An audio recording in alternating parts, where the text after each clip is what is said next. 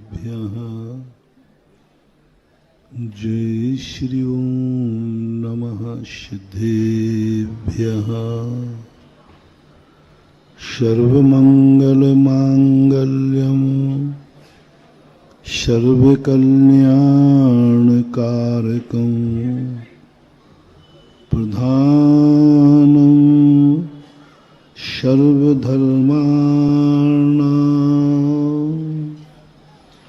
जैनं जयतु शासनं जैनं जयतु शासनं। पंच परमेष्टि भगवान के आचार्य श्री गुरुवर कुंद कुंद महाराज की, आचार्य श्री गुरुवर विद्यासागर महाराज के।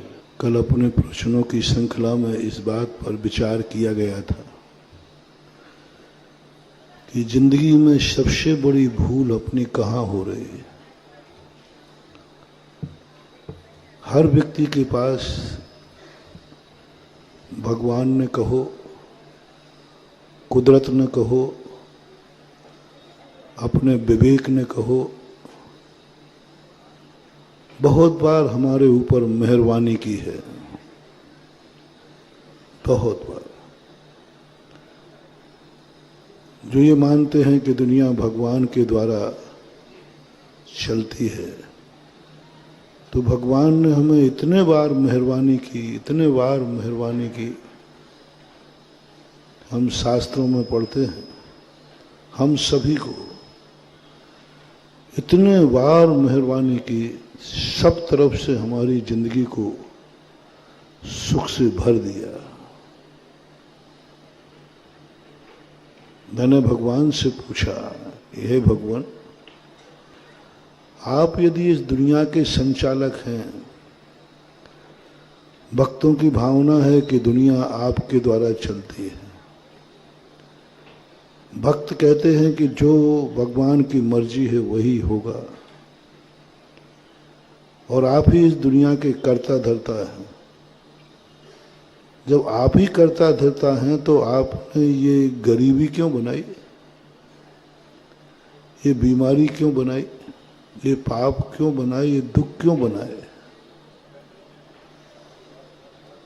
क्यों बनाए आपने? किसी को अमीर बना देता है तो किसी को गरीब, किसी को सुखी बना देता है, किसी को दुखी, किसी को इतनी ऊंचाइयां देता है कि जिसके घर में पीक दान भी सोने की होती है, और कोई इतना दरिद्र होता है कि 2 टाइम रोटी भी खाने को नहीं मिलती है। आखिर ये तू उतार चढ़ाव करता क्यों है प्रभु? प्रभु ने जवाब दिया, ये तुम्हारा लांछन लगाना ठीक नहीं है। जब उन्होंने हिसाब दिया तुम्हारा, देखो मैंने इसको कितने बार मेहरबानी की, कितने बार इसको सब कुछ दिया, धन दिया, दौलत दी, शोहरत दी, सब कुछ दिया, लेकिन इसने उसका क्या किया? ये सुख पाने पर, मेरी मेहरबानी पाने के बाद इसने क्या किया? वो जो कहानी प्रभु ने सुनाई, रोंगटे खड़े हो गए। रावण को वरदान दे दिया, जाओ तुझे कोई मार नहीं सकेगा। गजब ये हो गया कि वह इतना उच्छृंखल हो गया कि कैलाश पर्वत पर कैलाशपति को भी उठाकर फेंकने को तैयार हो गया। हो गया, बहुत बड़ी बात। मैंने कुदरत से पूछा कि हे कुदरत, तू सबको सुखी कर दे, मुझे दुनिया के दुख देखे नहीं जाते। तो कुदरत ने कहा कि मैंने कई बार इसको सुखी किया, लेकिन इसने मेरे वरदान का दुरुपयोग किया। मैंने इसको सुखी बनाया, इसने दुरुपयोग किया और ऐसे ऐसे कारनामे किए, तो मैं कुदरत घबरा गई कि मेरी मेहरबानी के कारण ये और पापी हो गया। यदि मेहरबानी नहीं होती तो इतना बड़ा पापी नहीं होता। मैंने तुम्हारी किस्मत पढ़ी, प्रत्येक व्यक्ति की किस्मत पढ़ी, शास्त्रों में लिखी है, आपकी किस्मत बहुत अच्छी है। तुम अच्छे नहीं हो, किस्मत तो अच्छी है, किस्मत तो बहुत अच्छी है, तुम अच्छे नहीं हो, किस्मत और तुम में अंतर है। जब जब तुम्हारी किस्मत अच्छी आई तुम बहुत गंदे होते गए, बहुत गंदे होते गए, इतने गंदे हुए, इतने गंदे हुए, किस्मत भी गंदी हो गई। इसलिए विगत दिनों में हम समझने का प्रयास कर रहे हैं। कल भी मैंने कहा था, चलो तुम्हारे पास सब कुछ होगा, तुम्हारा हर कार्य करने वाला नौकर होगा, लेकिन तुम क्या करोगे? तुम्हारे हाथ में व्यापार में पैसा होगा, बहुत बरकत होगी, बहुत पैसा आएगा, पैसा आएगा तो क्या करोगे? तुम्हारे मन में कोई भी विकल्प नहीं आएगा। तुम्हारी आंख की ज्योति अच्छी होगी, बहुत अच्छी होगी, अच्छी आंख की ज्योति हुई तो तुम आंखों से क्या करोगे, क्या देखोगे? हमें ऐसी ऐसी आंखें मिली जिन आंखों से हम यहां बैठे हुए सूर्य बिंब को भी देख सकते। लेकिन जब हमें अच्छी आंख मिली, जब इन आंखों से जो हमने गंदा देखा, बुरी नजर की, भगवान ने कहा देखो तुम कह रहे हो कि सबकी आंखों की ज्योति अच्छा रहा है, मैंने इसको आंखें दी, इसका सोच देखो कितनी बुरी नजर है, हर व्यक्ति को बुरी दृष्टि से देखता है। मैंने सब कुछ इसको दिया। मैंने एक दिन कहा था ना, लगभग 91-92 की घटना है, इसी देवगढ़ की ललितपुर के पास में एक व्यक्ति को इतनी अच्छी मजदूरी मिलती थी। एक पुजारी था वहां, वो 1800 रुपये वेतन मिलता था, ओनली 1800 रुपये। उसने पड़गान हुआ, मेरा आहार भी उसी के घर में हुआ, अच्छा आहार कराया था, ठीक था। मैं जब आहार करके पहाड़ के ऊपर जा रहा था, रास्ते में एक मजदूर बैठे हुए सूखी रोटी हाथ में लेके खा रहे थे और कुछ भी नहीं था, घी भी नहीं, सब्जी भी नहीं। आम का पेड़ था, वहीं 2-3 आम गिरे थे, मेरे सामने उसने आम उठाया और कच्चे आम से खाने लगा। मेरा हृदय दहल गया। मैंने कि हमारे देश में इतनी गरीबी है, इतनी गरीबी है, रोटी हाथ पर रख के खा रहा, वो भी कच्चे आम से, सब्जी भी नहीं, इतनी गरीबी है। ओहो, बड़ा दुख हुआ। उस समय मुख्यमंत्री संभवतः कल्याण सिंह थे,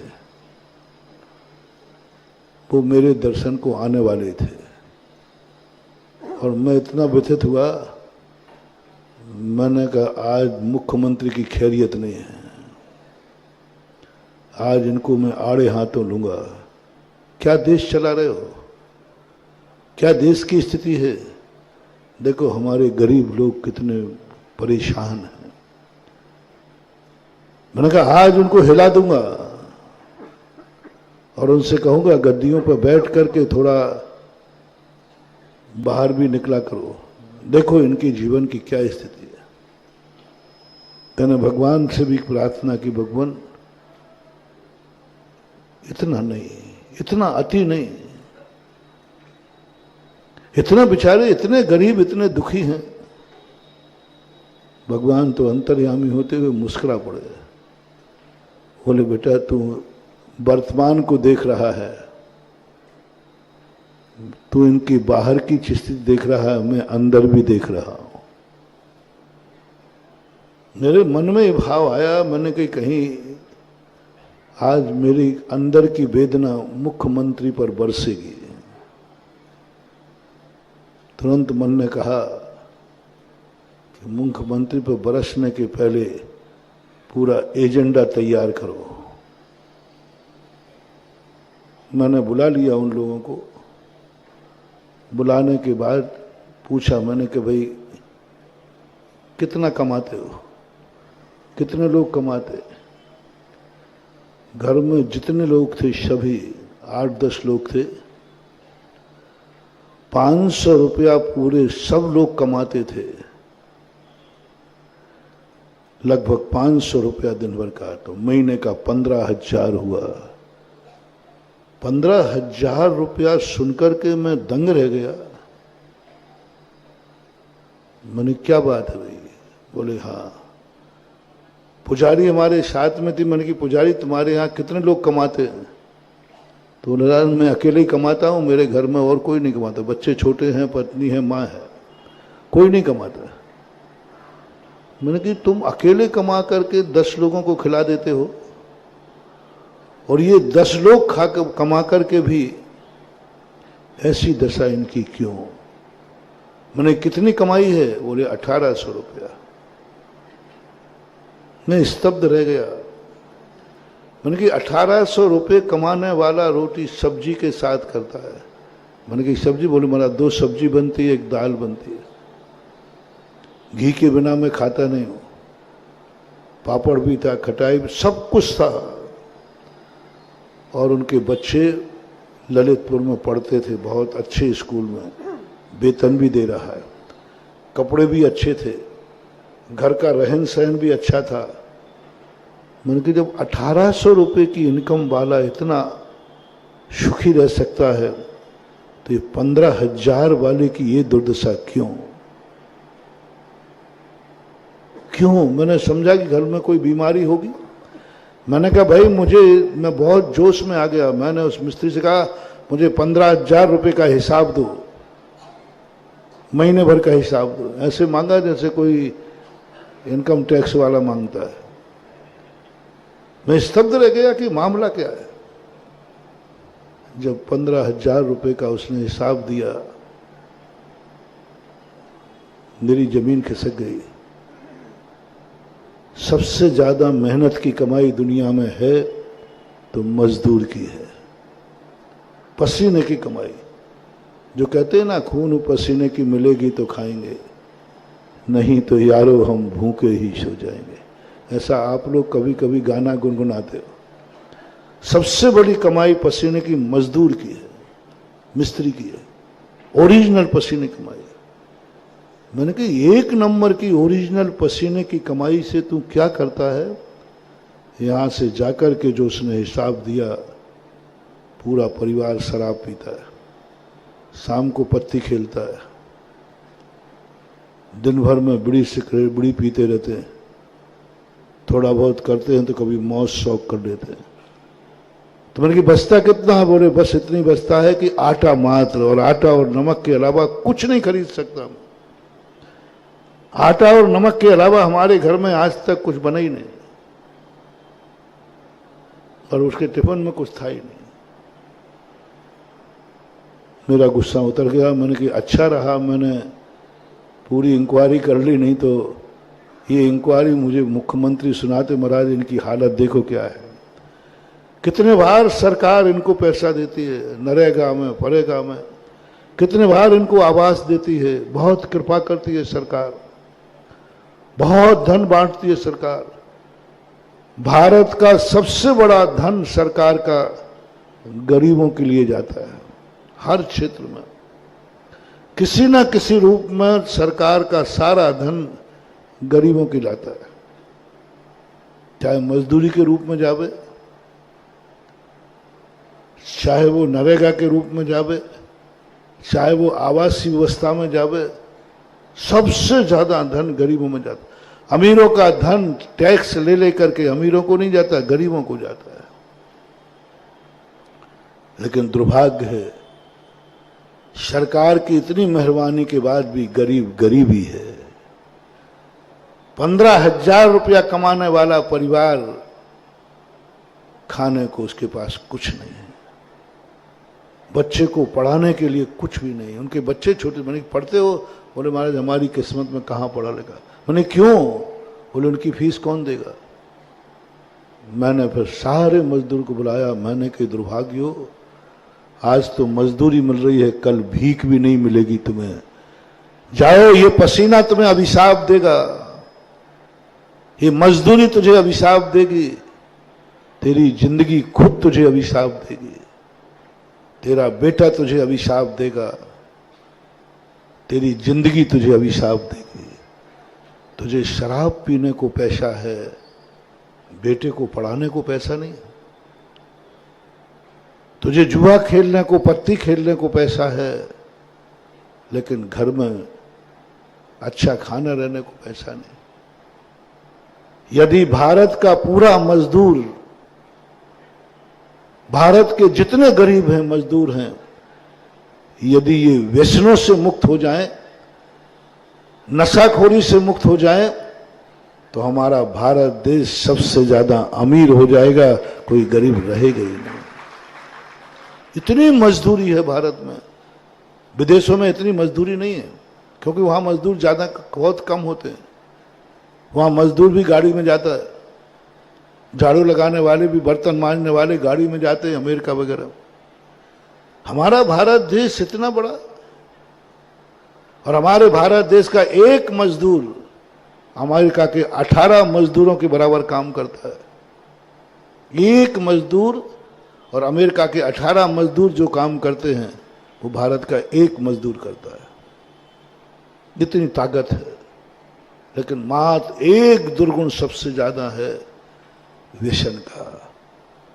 दिन अस्त, आगे आप बोल दो, दिन अस्त मजदूर मस्त है। बस एक दुर्गुण के कारण मैं सदा गांव में जाता हूं, गांव की गरीबी देखकर मैं एक ही प्रवचन देता हूं, बस मैं आशीर्वाद देता हूं, तुम खूब फलोगे, बस एक चीज छोड़ दो, तुम ये पसीने की कमाई से कभी पाप मत करना।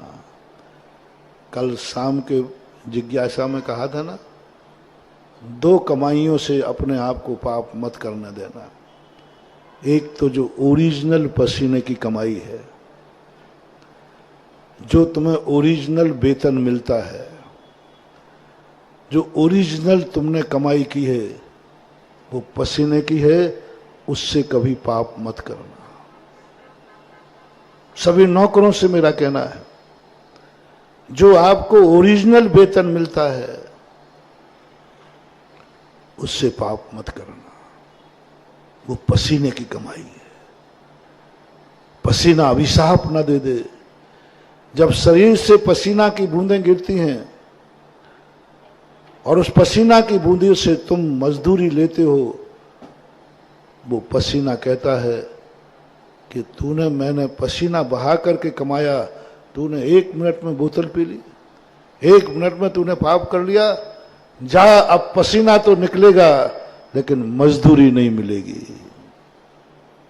पसीना तो निकलेगा। बहुत बड़ा मोटिवेशन दे रहा हूं महानुभाव, बहुत बड़ा, सारे जगत को दे रहा हूं, जो जहां बैठे लाइव में सुन रहे हैं उनको दे रहा हूं, वो अपने मजदूरों को सुना दें और सभी लोग सुने। ओरिजिनल जो तुम्हारी कमाई है, ओरिजिनल, व्यापारी की भी, नौकर की भी नौकरी का वेतन, मजदूर का मजदूरी।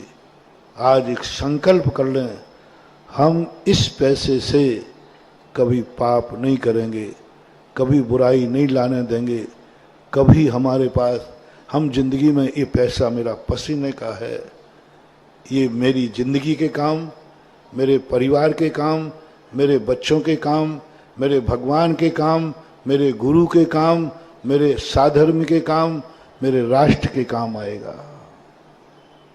बस कोई ज्यादा नहीं कह रहा हूं, जो तुम्हारी ओरिजिनल कमाई है सबसे पहले उस पर खर्च करो, जिससे तुम्हारी जिंदगी में सुख मिले, इज्जत मिले, शान मिले।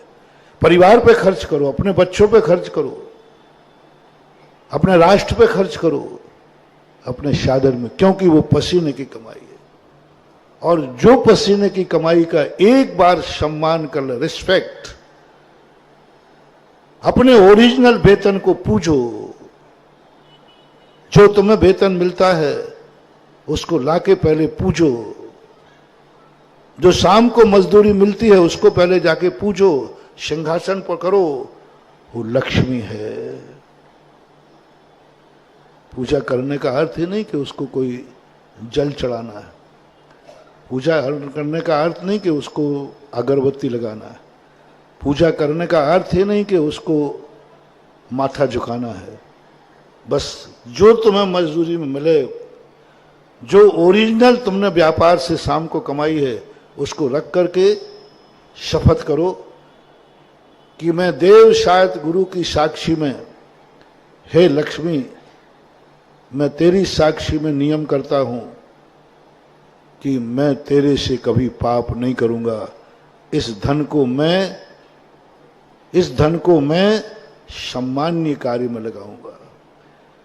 ये धन किसी की जिंदगी बनाएगा, मैं अपनी जिंदगी बनाऊंगा, परिवार की जिंदगी बनाऊंगा, किसी गरीब की जिंदगी बनाऊंगा, किसी गाय की जान बचाऊंगा, कुछ ना कुछ या राष्ट्र के लिए समर्पित कर दूंगा। और या प्रभु, ये तेरे चरणों में समर्पित होगी, क्योंकि ये मेरी पसीने की कमाई है। एक बार पसीने की कमाई को ज्यादा देर यदि हमें नहीं मानना है, मान लो तुम समझो कि महाराज क्या पता है सही, तो मेरा कहना 6 महीने के लिए मान लो ओनली। मैंने कल परसों भी कहा था, मेरी बात को प्रैक्टिकल करना, प्रैक्टिकल करना। प्रैक्टिकल करने के बाद सफल हो जाए तो फिर मान लेना। मैं मनवाऊंगा नहीं, मैं कभी जबरदस्ती, मैंने कल भी कहा था, मैं तो एक मील का पत्थर तुम्हारे बीच में आया हूं बताने के लिए। तुम प्रैक्टिकल करो, करो प्रैक्टिकल। मात्र 6 महीने आपको अपनी कमाई का सम्मान करना है और प्रभु से कहना, भगवान मैं अपनी कमाई से तेरी सेवा करूंगा। मेरी ओरिजिनल कमाई, जो मेरी ओरिजिनल 1 नंबर की कमाई है, जो मजदूरी पसीने की कमाई, महानुभाव 1 कौड़ी भी करोड़ के बराबर फल देती है। गरीब का 1 दाना भी हमारे शास्त्रों में आता है। तो ये मत सोचना कि बड़ा दान देने से ही पुण्य लगता है, नहीं, दान हैसियत से देने में पुण्य लगता है। यही तुम्हारे ललितपुर की घटना है, 12वीं शताब्दी के देवगढ़ के। 2 मजदूर थे, 2 बेटे थे, अनाथ थे, कोई भी उनके परिवार में नहीं था, बच्चे थे, अनाथ थे। जैसे तैसे करके उन्होंने जिंदगी में प्रतिदिन 1-2 मक्के के दाने बचा लेते थे प्रतिदिन। इसलिए बचाते थे, और वो जैन थे। उन्होंने सुन लिया था किसी के मुख से कि एक सम्मेश शिखर है, मनुष्य पर्याय पाने के बाद जिंदगी में एक बार दर्शन जरूर करना। तो उनके मन में भाव आता था, कभी यदि सम्मेश शिखर गया तो खाली हाथ नहीं जाऊंगा। कुछ मुट्ठी भर दाने उन्होंने इकट्ठे किए, लेकिन शिखर जी जाएं कैसे? पैदल जाने की स्थितियां थी, बैलगाड़ियों से जाते थे। किसी दिन एक सेठ ने घोषणा की कि हम शिखर जी जा रहे हैं, जिनको मेरे यहां नौकर के रूप में रहना है वो जा सकता है। दोनों बालकों ने कहा बहुत अच्छा मौका है। सेठ जी के पास पहुंचे, क्या लोगे वेतन? बोले कुछ नहीं साहब, आप तो 2 टाइम भोजन दे देना, इसके अलावा मुझे कुछ नहीं चाहिए, और 2 टाइम में भी नहीं हो तो 1 टाइम में भी हम तैयार हैं। 1 टाइम भोजन बस, और कुछ नहीं चाहिए मुझे। दोनों सेवा करने में लगे। लगभग 2.5-3 महीने में शिखर जी पहुंचे। पूरा काम दिन भर में करते थे, पूरा कार्य दिन भर में करते थे, थक जाते थे। 15 दिन लगभग सेठ जी का काफिला वहां रहा। सेठ जी ने जाने का ऐलान कर दिया कि 2-3 दिन बाद काफिला वापस जाएगा। दोनों बालक तड़प गए, बोले भगवान के दरवाजे आकर मैं भगवान के दर्शन करने नहीं जा पा रहा, मैं शिखर जी की वंदना नहीं कर पा रहा। 27 किलोमीटर की वंदना है और मुझे यहां दिन भर में टाइम ही नहीं मिलता। सेठ लोग वंदना को चले जाते, वो उनका रोटी पानी बनाते। क्या करें? दोनों एक दिन रो पड़े कि शिखर जी आने के बाद में शिखर जी की वंदना नहीं कर पाया। एक दिन दोनों ने मन बनाया कि दिन भर में कार्य करने के पहले, जब पूरा सेठ सो जाते, रात में चौकीदारी करते थे, उन्होंने चौकीदारी की चोरी करके कहा पर रात में चलते हैं मंदिर। जब सारा काफिला सो गया, दोनों बालक चोरी से उठ करके दौड़ लगाते हुए 27 किलोमीटर की यात्रा 4-5 घंटे में करके सुबह सेठ जी के उठने के समय के पहले ही वो अपनी ड्यूटी पे आ गए। किसी को कोई खबर नहीं। दोनों बालक बड़े खुश। ये तो मामला ठीक है, दोनों हाथ। सुबह जब सेठ जी वहां पहुंचते हैं, अब बच्चों को प्रतिदिन की आदत पड़ गई, ये अच्छा है जितने दिन रुके, मेरी अपनी कितनी बुद्धि मारी गई। ये तो 15 दिन पहले शुरू करते तो 15 वंदना हो जाती, लेकिन अब क्या हुआ, अब जितने दिन है फिर दूसरे दिन फिर गए। और वहां एक घटना घटी। सेठ जी रत्न लेकर जाते थे, प्रतिदिन टोंकों पर रत्न चढ़ाते थे, डायमंड पन्ना शिखर जी के लिए चढ़ाते थे। और वो सोचते थे कि मेरे अलावा कोई भी ने आज तक ये रत्न, इतने रत्न भगवान के चरणों में नहीं चढ़ाए जो मैं चढ़ा रहा हूं। लेकिन जैसे वो प्रातःकाल वंदना को पहुंचे, हर टोंक पर चमचमाते हुए डायमंड पड़े थे। वो देखकर दंग रह गए कि मामला क्या है, मेरे से बड़ा सेठ दुनिया में कौन आ गया। बड़े आदमी को वेदना तभी हो जाती है। वो नीचे उतर के आए, सारे लोगों से बोले मधुबन में पता करो यहां कौन सेठ आया है। सबने कहा, बोले साहब आपके अलावा कोई दूसरा सेठ आया ही नहीं। बोले फिर ये मक्के के दान, ये जो डायमंड मेरे पहले किसने चढ़ाए मंदिर में, और मेरे जो रत्न है ये सब फीके पड़ रहे हैं और ये कैसे चमक रहे हैं। लोगों ने कहा साहब देवता आए होंगे। बोले देवता आए होंगे तो उनका पता करो। अब सेठ ने गुप्तचर लगाए, हर टोंक के ऊपर लगाया, यहां लगाया, देखें रात में कौन चढ़ता है। वो बेचारे बालक अनभिज्ञ, उनको अंदर की बात पता नहीं, मजदूर थे। वो तो जैसे ही सब लोग सोए और दोनों चोरी से भाग करके फिर वहां पहुंचे।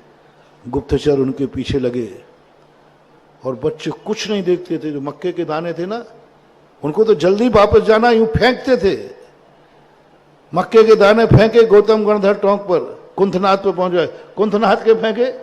अब उनको इतना टाइम कहां है, क्योंकि जल्दी पीछे मुड़ के भी नहीं देखते थे कि क्या हुआ। जैसे ही उन्होंने मक्के के दाने छोड़े, हाथ में मक्के का दाना है, और जैसे ही चरणों में गिरा मक्का का दाना, वो डायमंड बन गया। गुप्तचर जितने लगे थे सब चकित रह गए कि ये क्या। तुरंत रंगे हाथों पकड़ा गया, सेठ जी के सामने लाया गया। बोलो ये रत्न की चोरी तुम कहां करते हो, तुम चोर हो, कहां से चुराते हो रत्न। बोले रत्न साहब मेरी जिंदगी में रत्न कहां से है। मेरी जिंदगी में रत्न कहां से आए? तो तुम क्या इतने अतिशयकारी हो, इतने बड़े भक्त हो कि तुम मक्के के दाने चढ़ाओ और वो रत्न बन जाए? बोले साहब मुझे पता नहीं, मैं तो कुछ नहीं हूं। फैसला हुआ ये कहीं ना कहीं से चोरी करते हैं, कल इनसे मक्के के दाने देकर के चढ़वाया जाए। यदि डायमंड बन जाए तो समझ लेंगे कि चमत्कार है, अन्यथा वहीं इनके सिर कलम कर दिए जाए। पूरा काफिला गया, हजारों लोग गए, दोनों बालक बंदी बना करके लिए जाए गए और मक्के के चढ़ाए मक्के के दाने। तुम कह रहे थे ना कि मक्के के दाने चढ़ाते हम, तो ये डायमंड कैसे बन गया? महानुभाव, बहुत गजब की चीज है। बच्चे तो मालूम ही नहीं था कि मेरी भक्ति में इतनी शक्ति है। उन्होंने तो जान लिया कि आज मेरी मौत निश्चित है, लेकिन वो खुश थे कि मरूंगा तो भगवान के सामने ही मरूंगा।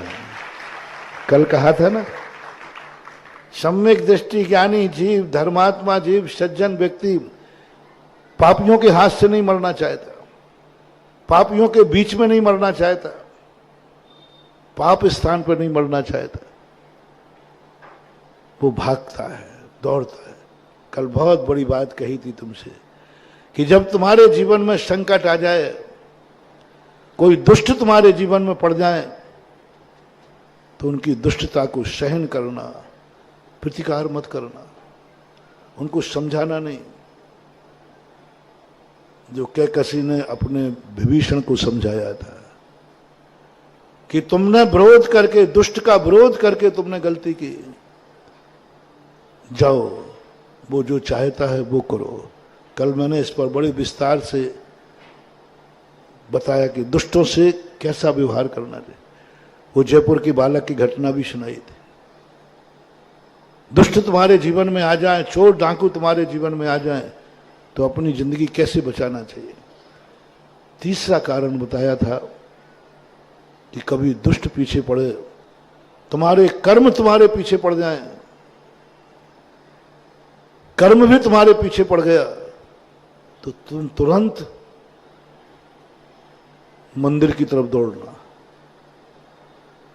जब जब तुम्हारे जीवन में टेंशन आए, जब जब कोई तुम्हें परेशान करे, जब जब तुम्हारा कर्म तुम्हारा साथ ना दे, तुम्हें कुछ भी नहीं सोचना है, बस एक ही काम सोचना है, तुम उस बुरे दिन में अखंड भक्तांबर पाठ में आके बैठ जाओ, बस कुछ नहीं करना। दुष्ट भी पीछे पड़ा है, महाराज वो यहां भी मार डालेगा, बस चिंता नहीं करना, बस एक ही बात कहना, भगवान अब कोई डर नहीं है, अब कोई डर नहीं है। कैसे डर नहीं है? दुष्ट यहां भी आ जाएगा, बोले भगवान अब कोई भी डर नहीं, मरूंगा तो अब तेरे सामने मरूंगा, बस अब कोई डर नहीं है। मेरे बुरे दिन आएंगे, तेरे सामने आएंगे, बस इतना सा तुम जरूर करना। बुरे दिन कभी तुम बुरे आदमियों के साथ मरना, लेकिन भगवान के चरणों में मरना। श्री कृष्ण से कहा था, मुझे तुमसे युद्ध नहीं कराना है, मैं हारूंगा तो तुम्हारे सारथित्व में हारूंगा, तुम्हारे नेतृत्व में हारूंगा, तुम्हारे सामने हारूंगा। मैं भगवान के सामने हारना चाहता हूं, मैं भगवान के सामने मरना चाहता हूं, मैं भगवान के सामने रोना चाहता हूं। मेरा जितना दुख का दिन है, प्रभु तू साक्षी बन, तू देख मैं दुखी हूं कि नहीं। बस दौड़ जाना, दौड़ जाना। वो दोनों बालकों ने भी सोच लिया अपने पाप कर्म का उदय नहीं है। कितने भाग्य हैं कि आज हमारी मौत होगी, लेकिन सम्मेश शिखर पर होगी। इस सम्मेश शिखर वो बड़े बड़े भगवानों ने आकर के निर्माण प्राप्त किया है। उनको किंचित मात्र भी क्लेश नहीं था, बल्कि धन्य मान रहे थे। आओ भाग्य मेरे कि आज मेरा शीश कटेगा तो भगवान के चरणों में कटेगा, सम्मेश शिखर पर मैं मरूंगा। दोनों बालक एक दूसरे को समझाते हैं, क्लेश मत करना, बड़े पुण्य का उदय आया है। मरना तो अपन को था ही, अपन तो दुर्भाग्य हैं, कर्महीन हैं, लेकिन आज अपन को शम्मेश शिखर में मरने को मिल रहा है। गौतम गंधर की टोंक पर पहुंचे, मुट्ठी भर मक्के के दाने दिए गए, चढ़ाओ इनको, देखता हूं कैसे होता है। बालकों ने तो आंख बंद कर ली कि मक्के का दाना नीचे गिरेगा और हमारी गर्दन भी नीचे गिर जाएगी। लेकिन जैसे उन्होंने मक्के के दाने हाथ से छोड़े तो वे हाथ से छूटते जा रहे हैं और डायमंड बनते जा रहे हैं, हीरा बन गए। सेठ स्तब्ध, हजारों की जनता स्तब्ध रह गई। सेठ कहते मेरे रत्न फीके पड़ रहे हैं, इनके मक्के के दाने डायमंड बन रहे हैं, क्या है? आकाशवाणी होती है, ये पसीने की कमाई है, ये श्रद्धा की कमाई है, ये प्रतिदिन पेट की रोटी काट करके प्रभु को दी है। इनके पास खाने को नहीं था, फिर भी प्रतिदिन एक दाना बचाते थे। ये दाने साधारण नहीं थे, ये दाने साधारण नहीं थे, ये पेट काट के बनाए गए थे, भूखे रहकर बचाए गए थे, ये पसीना लेकर के बचाए गए थे, ये मजदूरी करके बनाए गए थे। वे दाने मोती बन गए। श्री कृष्ण ने बताते सुदामा के चावल कच्चे खा लिए थे सभा में। अरे भाई, द्वारकाधीश है नारायण, उनके भोजन की कमी क्या था उसमें? कुछ नहीं महानुभाव, श्रद्धा के चावल थे। एक एक दाना जोड़ करके बनाया था, एक एक दाना जोड़ करके बनाया था। परिणाम क्या निकला? सेठ स्तब्ध रह गया, भक्ति किसमें है? जो डायमंड चढ़ा रहा है जरूरी नहीं कि वो भक्त हो। ये मत समझना कि तुम्हारे मक्के के दाने हैं तो तुम्हारी भक्ति स्वीकार नहीं है। तुम उस मक्के के दाने का, जो मैं प्रवचन में पहले कहा, हे मजदूर, हे गरीब लोग, हे धन कमाने वाले लोगों, तुम्हारी जो ओरिजिनल कमाई है उसको कभी प्रभु के चरणों में चढ़ाना, एक दाना चढ़ाना, तुम्हारी कमाई का, पसीने की कमाई का, ओरिजिनल कमाई का, डायमंड बन जाएगा। सेठ स्तब्ध हो गया, सेठ को वैराग्य हो गया। सेठ के यहां कोई संतान नहीं थी। वहीं पर जाकर के गौतम गंधर की टोंक पर सेठ ने अपनी सारी वसीयत देवपत खेपत के नाम लिखी, स्वयं ने केश लंच करके दीक्षा ले ली। धिक्कार है हमें जिस धन दौलत पर अहंकार था, रत्नों पर अहंकार था, आज प्रभु ने वो ठुकरा दिए और आज मक्के के दानों का चमत्कार हो गया। बच्चे आंख खोल करके स्तब्ध। मेरी तो चारों तरफ जयकार हो रही है, चारों तरफ जयकार बोल रहे हैं। आंख खोली तो वहां तो सामने रत्न पड़े हुए थे, लोग मालाएं लेके खड़े थे। सेठ राज तिलक कर रहा था। देखना महानुभाव, मैं जो कहना चाहता हूं, तुम्हारे एक नंबर पसीने की कमाई, मजदूरी की कमाई, नौकर लोगों की वेतन की कमाई, तुम्हारे व्यापार की ओरिजिनल कमाई, इसका कभी दुरुपयोग नहीं करना, इसका सम्मान करो। कहो भगवान उस लक्ष्मी को पाकर के ये मेरे पसीने की कमाई है, इसमें से जाएगी तो प्रभु के चरणों में जाएगी। उसका एक दाना ले लेना, 1 रुपया ले लेना, मजदूर ओरिजिनल कमाई में से प्रभु के लिए। देखो चमत्कार क्या होता। जब वो लौटे, लोग देख कर गए। इस तरफ से जब गए थे तो मजदूर बन के गए थे, उस तरफ जब लौटे तो सेठ बन के लौटे। किसकी कमाई? गए थे मजदूर बनकर, सेठ बनकर के लौटे, सेठ बनकर के लौटे। लोग दंग रह गए कि ये क्या हुआ। एक नंबर मजदूरी की, पसीने की कमाई के सदुपयोग का परिणाम देखो। जैसे वो ललितपुर में आते हैं, क्या बालक थे वो। उन दोनों बालक ने बैठ के निर्णय किया कि अपनी किस्मत में तो दुर्भाग्य था, अपनी किस्मत में तो कुछ भी नहीं था, अपन तो अनाथ थे, दूसरे की मजदूरी जूठन करके पढ़ रहे थे। आज जो सेठ की पगड़ी मिली है, ये किसका चमत्कार है? मेरी किस्मत का नहीं, ये जिनेन्द्र देव की भक्ति का चमत्कार है।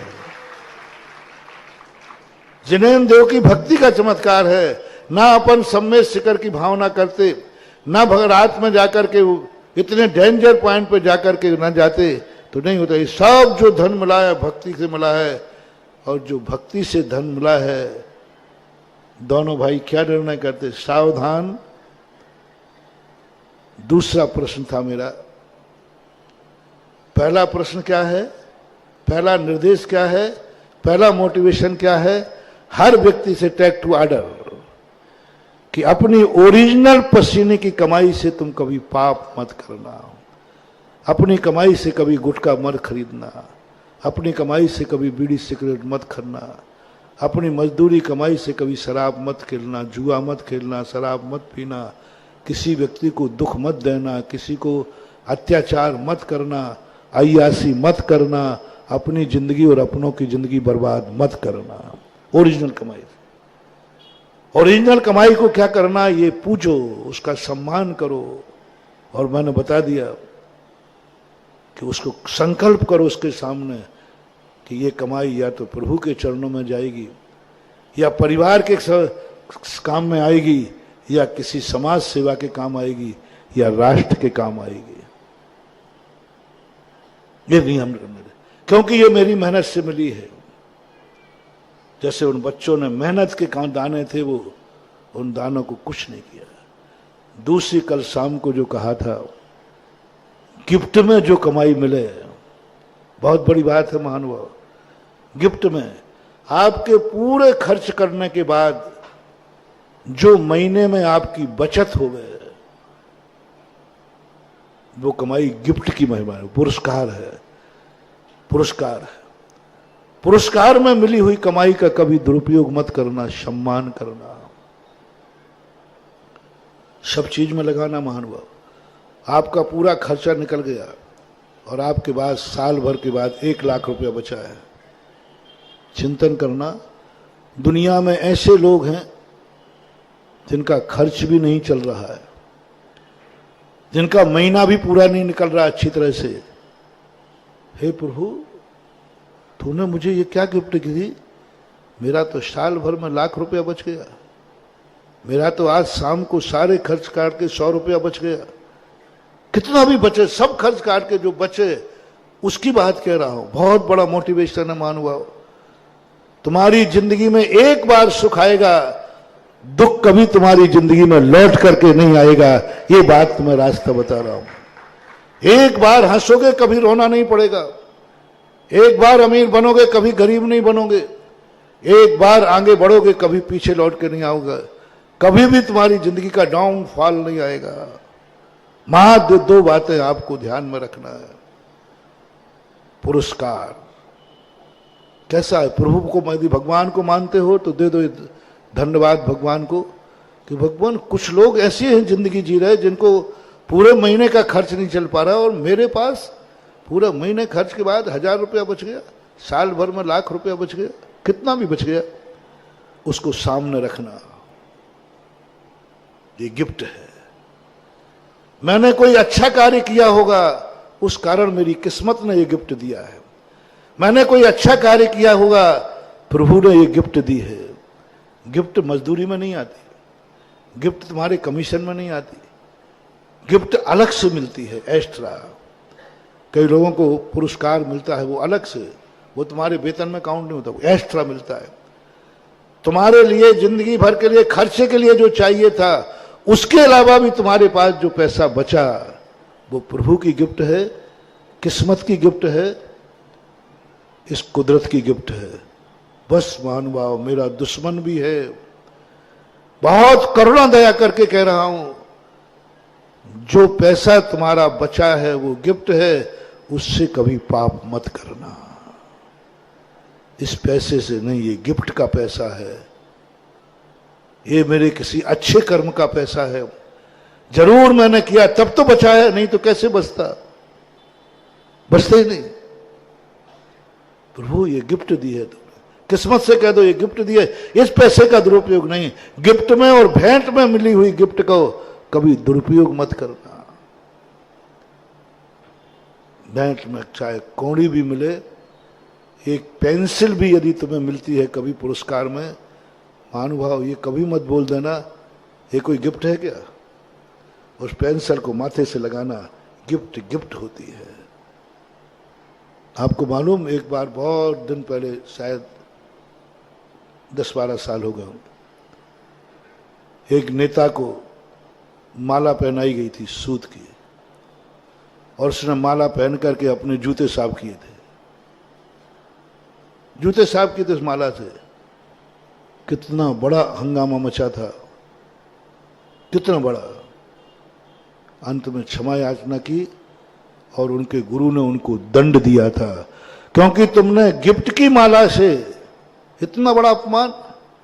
गिफ्ट का कभी अपमान नहीं करना, चाहे वो एक कौड़ी हो, चाहे एक सीस पेंसिल क्यों ना हो। गिफ्ट गिफ्ट होती है। अब तुम्हारी जिंदगी में सारी गिफ्टें कितनी हैं।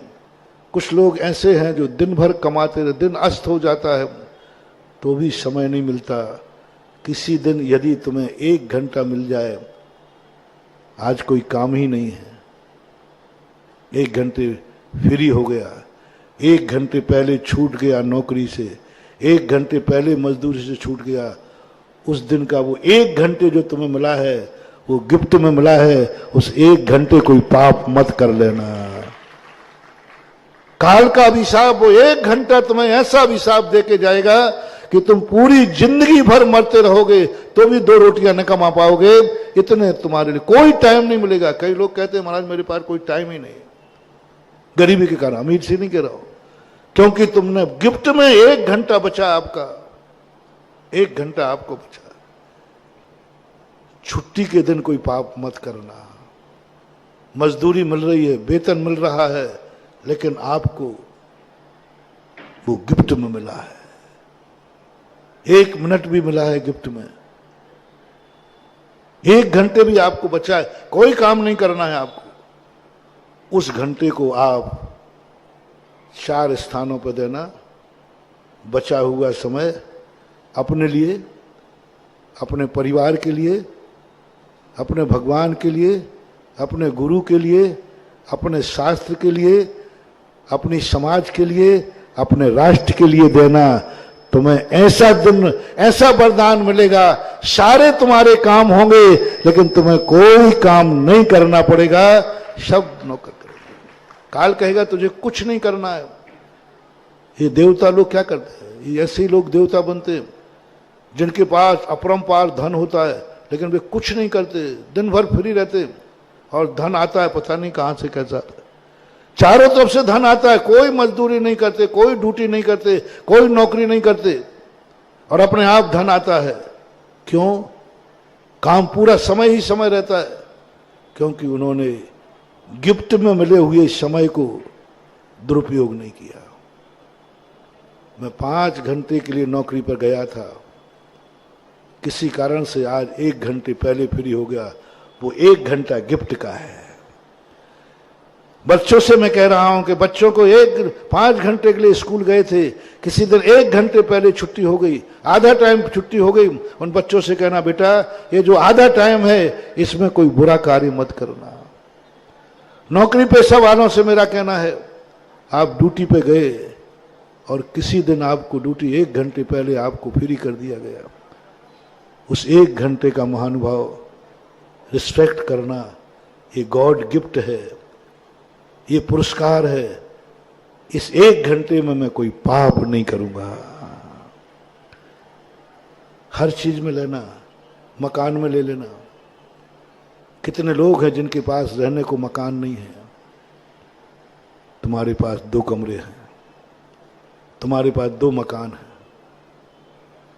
महानुभाव, जो 1 मकान तुम्हें जो मिला है एक्स्ट्रा, उस मकान में कभी पाप मत करना, उसमें पाप मत होने देना। वो मकान तुम्हारे लिए गिफ्ट में मिला है, कुदरत ने, भगवान ने, जिसको मानो वो गिफ्ट में मिला है। कई लोग ऐसे हैं जिनको रहने को मकान नहीं, तुम्हारे पास 2 मकान है।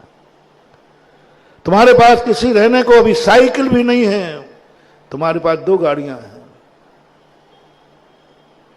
जो गिफ्ट में एक गाड़ी मिली, गिफ्ट में एक गाड़ी मिली, और गाड़ी को कभी पाप के लिए मत चलाना, बुरे कार्य के लिए मत ले जाना, किसी गलत कार्य में मत ले जाना, उस गाड़ी से कभी अपराध मत होने देना, क्योंकि वो गाड़ी गिफ्ट में मिली है। हर चीज को देखना, जितनी भी चीजें हैं तुम्हारे पास, जो भी तुम्हें मिला हो, अब बोलो मैं धर्मात्मा हूं, शेयर करना। मैं आपको आशीर्वाद देकर धर्म से वंचित करूं या धर्मात्मा बनाए रखूं? जोर से बोलना।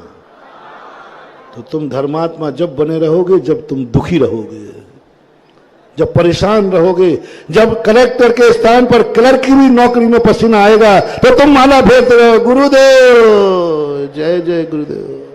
फिर माला फिरती रहेगी, फिर मंदिर आता रहेगा, फिर अभिषेक करता रहेगा, फिर चाय भी पीने की मना करूं तो तुम मना कर देगा, ठीक महाराज नहीं पीऊंगा चाय। कब? ओहो, मुझे तुझे क्लर्क बनाने का भाव करना पड़ेगा। गुरु हूं रे तेरा, मेरी भावना थी मेरा भक्त आईएएस ऑफिसर बने, लेकिन तेरे आईएएस ऑफिसर बनते हुए तेरे दुराचरण को देख करके मन मार के कहना पड़ता है, हे भगवान इसको कभी कलेक्टर मत बनाना, हो सके तो क्लर्क तक दे देना, जिससे इसकी जिंदगी चलती रहे और ये धर्मात्मा भी बना रहे। ये है कल जो मैंने कहा था, कल आपने कहा था ना, धर्मात्मा गरीब क्यों रहते हैं, अधर्मी के पास धन दौलत क्यों होता है? ये है मोनोपोली। क्योंकि भगवान ने कई बार जिन जिन को, जो बड़े आदमी है ना, इनको भी भगवान ने देकर देख रहा, वो अभी सैंपल में है, तुम सैंपल से बाहर आ गए हो। जो गरीब हैं उनको भगवान ने सेठ लिया कि तुम्हें, जितने गरीब हैं ये कल सब अमीर थे। भगवान ने, ऐसा एक भी जीव नहीं है जिस पर भगवान ने कभी मेहर न की हो, कुदरत ने मेहर न की हो, तुम्हारी किस्मत ने मेहर नहीं की हो। लेकिन जब जब तुम्हारी किस्मत ने साथ दिया तुमने पाप किया, जब जब कुदरत ने तुम्हारा साथ दिया तुम पापी हुए, जब जब भगवान ने गॉड गिफ्ट दी तुम्हारा मन पापी हो गया, तुम्हारी आंखें पापी हो गई, तुम्हारा मुंह पापी हो गया, तुम्हारे हाथ पापी हो गए, तुम्हारे पैर पाप की तरफ बढ़ने लगे। तब भगवान ने सोचा, कुदरत ने, कि इसको डाउनफॉल करो, इसको नीचे लाओ, नीचे लाओ। तुम भगवान को ही भूल गए जिसने तुम्हें सब कुछ दिया, जिस पुण्य के बल पर गॉड गिफ्ट मिली। महानुभाव, बहुत करुणा दया करके कह रहा हूं, बहुत करुणा दया। इसलिए मैंने कहा मेहनत की कमाई और गिफ्ट की कमाई से कभी पाप मत करना। कभी किसी ने आशीर्वाद दिया हो उस दिन पाप नहीं करना। सबके सामने आज मैंने गुरु का दर्शन किया है, आज नहीं। आज मैं कुछ गलत नहीं करूंगा, क्योंकि आज मैंने मंदिर गया था, आज मैंने अभिषेक किया है, आज मुझे प्रभु की कृपा हुई है, आज गुरु ने आशीर्वाद दिया है, आज का दिन मेरा बहुत शुभ है, गॉड गिफ्ट में मिला है, इससे कोई पाप नहीं करूंगा। यदि जिंदगी में आपने अपनी जिंदगी में ऐसे नियम बनाए, आप 6 महीने के लिए मैंने मोहलत मांगी है, 6 महीने के लिए आप अपने पुण्य से जो कुछ भी मिला है उसका दुरुपयोग नहीं करोगे। सारांश, उपसंहार करता हूं, ये मन जो तुम्हें मिला है पुण्य से के पाप से, जल्दी बोलो, पुण्य से मिला है, 6 महीने के लिए वायदा करो इस मन से हम कोई बुरा विचार नहीं करेंगे, क्योंकि ये मन हमारे पुण्य से मिला है, प्रभु गिफ्ट में मिला है, कुदरत से मिला है, किस्मत से मिला है। कितने लोग हैं जिनका मन नहीं है, जिनका मन बुद्धिहीन है, कितने लोग हैं पागल हैं दुनिया में। तुम पागल नहीं हो, तुम बुद्धिमान हो, तुम बुद्धिहीन नहीं हो, ये गॉड गिफ्ट है, गॉड गिफ्ट है। बस 6 महीने के लिए करना, इस मन से हम कोई बुरा विचार नहीं करेंगे, क्योंकि ये मन मुझे गॉड गिफ्ट में मिला है। मेरे पूर्व भाव में मैंने कोई अच्छा सोचा होगा जिस कारण मिला था। 6 महीने इन आंखों को, बस ज्यादा नहीं, 6 महीने के बाद तुम्हारी मर्जी पड़े तो करना। ये आंखें तुम्हें पुण्य से मिली है पाप से? अच्छी किस्मत से मिली है कि बुरी किस्मत से? भगवान ने नाराज होके दी है कि खुश होके? जो तुम भगवान को मानते हो तो ठीक, किस्मत को, किस्मत ने खुश होके दी, भगवान ने खुश हो दी। 6 महीने नियम कर लो, इन आंखों से हम बुरा नहीं देखेंगे। बस 6 महीने के लिए हम बुरा नहीं देखेंगे, या तो देखेंगे नहीं, देखेंगे तो अच्छा देखेंगे। कान तुम्हें गिफ्ट में मिले हैं कि रास्ते में पड़े हुए मिल गए थे कहीं? ये कान गिफ्ट मिले हैं कि भीख में मिले हैं, भिखारी बन करके? कहीं रास्ते में पड़े होंगे, मिल गए होंगे, बहुत कोई पुण्य किया होगा। अच्छा, ना जाने कितने लोग बहरे हैं। बस 6 महीने इन कानों से बुरा मत सुनना, और कुछ बन सको या ना बन सको। आवाज मिली है तुम्हारे मुंह में बंद हो। कितने लोग गूंगे हैं? पशुओं को देखो, सब कुछ पशु के पास है, आवाज नहीं है। कौन सुन रहा है उनकी? कुछ नहीं, आवाज नहीं है। बस तुम मनुष्य हो, तुम्हारे पास आवाज है। बस 6 महीने इस मुंह से कोई गंदी बात मत निकालना, गाली मत निकालना, बुरा मत बोलना, बुरा मत बोलना, गाली मत निकालना, क्योंकि तुम्हें आवाज कुदरत से मिली है, गॉड गिफ्ट है। इसका दुरुपयोग मत करना। देखना क्या सिद्धि 6 महीने की बात। तुम्हारा हाथ पैरों का भी यही कर लेना। ये हाथ कुदरत से प्रभु ने 2 करदान दिए, मन वांछित वस्तु प्रदान किए। 2 हाथ जिसके पास है, जगन्नाथ है, जगत है पूरा, सारी दुनिया है। ये 2 हाथों से मैं कोई पाप बुरे कार्य नहीं करूंगा, बुरा नहीं होने दूंगा। ये पैर किसी बुराई की तरफ नहीं बढ़ेंगे। कितने लोग विकलांग हैं जिनके पास, मेरे पास पैर है, ताकत है, ये पैर किसी बुराई की तरफ नहीं जाएंगे, बुरे स्थान पर नहीं जाएंगे। बस इतना सा तुमने कर लिया। धन दौलत, परिवार मिला है तुम्हें, परिवार का दुरुपयोग मत करना, परिवार का शोषण मत करना। तुम्हें परिवार यदि अच्छा मिला है तो उसका शोषण मत करना, उसका दुरुपयोग मत करना, उसके प्रति बुरा भाव नहीं करना। बस जो मिला है, उसके बाद 6 महीने बाद क्या होगा उसके संबंध में अपन बाद में चर्चा करेंगे। आज इतना ही कह के विराम करता हूँ। महावीर भगवान की जय।